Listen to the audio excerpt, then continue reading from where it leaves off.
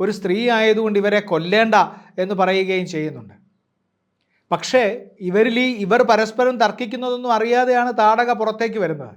താടക ഒരു ദക്ഷിണേന്ത്യൻ രാജകുമാരിയായിരുന്നുവെന്നും അങ്ങനെയാണ് ശ്രീരാമൻ അവരെ നിഗ്രഹിക്കുമ്പോൾ അതിൽ വലിയ ഒരു പ്രശ്നമുണ്ട് എന്നൊക്കെ പറഞ്ഞിട്ട് നമുക്കറിയാലോ. താടകയെ നിഗ്രഹിച്ചതിനെക്കുറിച്ചൊക്കെ ശ്രീരാമ ഉപാലംബം നടത്തുന്ന ആളുകൾ, ശ്രീരാമനെ വിമർശിക്കുന്നവരുൾപ്പെടെയുള്ള ആളുകൾ പലതരത്തിൽ അതിനെക്കുറിച്ച് ചർച്ച ചെയ്യുന്നുണ്ട്.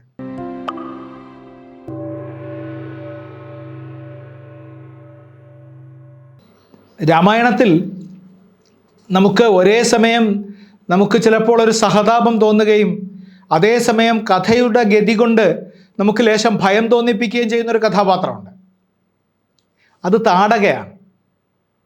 താടക എന്ന കഥാപാത്രം വിശ്വാമിത്രനും രാമനും ലക്ഷ്മണനും കൂടി വനയാത്ര പോകുമ്പോൾ, യാഗരക്ഷയ്ക്കായി പോകുമ്പോൾ, അത് പോകുന്ന വഴി കാണിച്ചിട്ടാണ് വിശ്വാമിത്രൻ പറയുന്നത്, ഇവിടെ അങ്ങോട്ട് ചെല്ലുന്ന സ്ഥലത്ത് താടക എന്ന അതിഭയങ്കരിയായ ഒരു സ്ത്രീയുണ്ട്, അവർ ഒരു ശാപത്തിൻ്റെ ഭാഗമായിട്ടാണ് ഇങ്ങനെ ആയിത്തീർന്നത്.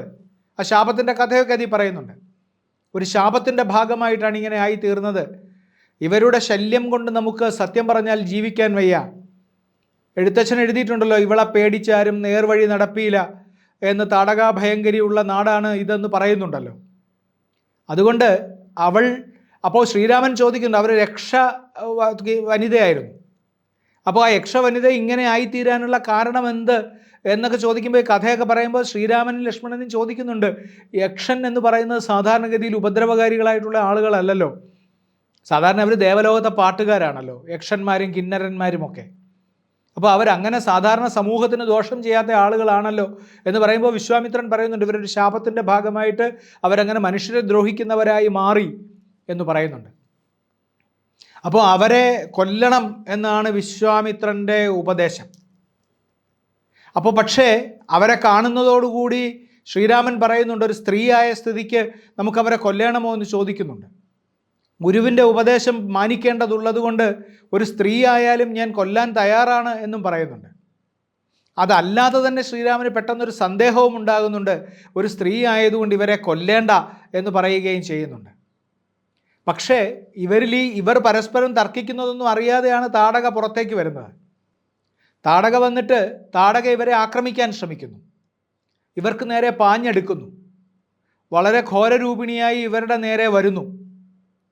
അപ്പോഴാണ് ശ്രീരാമന് താടകയെ വധിക്കേണ്ടി വരുന്നത്. നമ്മൾ മുമ്പും പറഞ്ഞിട്ടുണ്ട്, താടക എന്ന ദ്രാവിഡ രാജകുമാരി ശ്രീരാമനെ സ്നേഹിച്ചിരുന്നു എന്ന് വിശ്വസിക്കുന്ന വയലാറൊക്കെ എഴുതിയിട്ടുള്ള രാജകുമാരിയാണ് താടക എന്ന് നമ്മൾ പറയും. ആ താടകയ്ക്ക് നേരെ ശ്രീരാമൻ അമ്പെയ്യുന്നു. ആ സന്ദർഭത്തിൽ കാളിദാസൻ രഘുവംശത്തിൽ പറയും, രാമമന്മഥ ശരേണ താഡിത ദുസ്സഹേന ഹൃദയ നിശാചരി ഗന്ധവദ്രുതര ചന്ദനോക്ഷിത ജീവിദേശ വസതിം ജഗാമസ എന്ന് പറയും.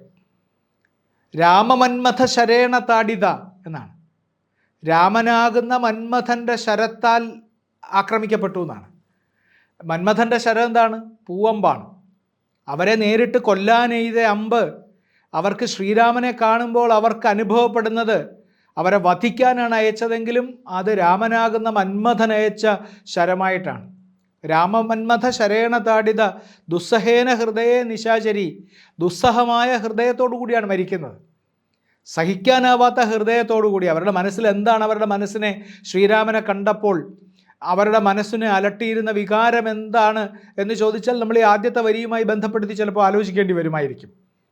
അങ്ങനെയാണ് അവരുടെ മരണത്തെക്കുറിച്ച് കാളിദാസൻ രഘുവംശത്തിൽ വിവരിക്കുന്നത്.